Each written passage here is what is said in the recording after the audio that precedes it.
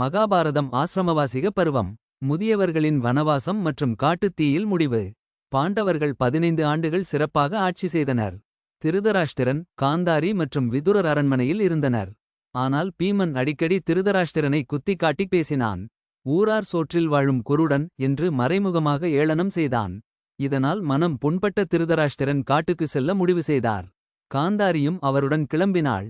குந்தி தேவியும் நானும் இவர்களுக்கு சேவை செய்து காலத்தை கழிக்கிறேன் என்று கூறி தனது மகன்கள் தடுத்தும் கேட்காமல் அவர்களுடன் சென்றாள்.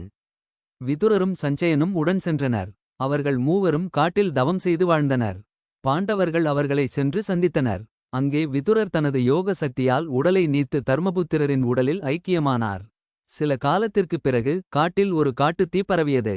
திருதராஷ்டிரன் காந்தாரி மற்றும் குந்தி ஆகியோர் அந்த தீயிலிருந்து தப்பிக்க முயலாமல் கிழக்கு நோக்கி அமர்ந்து தியானத்தில் ஆழ்ந்து தீயில் கருகி உயிர் நீத்தனர். சஞ்சயன் மட்டும் தப்பி இமயமலைக்கு சென்றார். அடுத்த பருவம் மௌசல பருவம். யாதவ குலத்தின் அழிவு மற்றும் துவாரகையின் முடிவு பற்றி விரிவாக காண்போம்.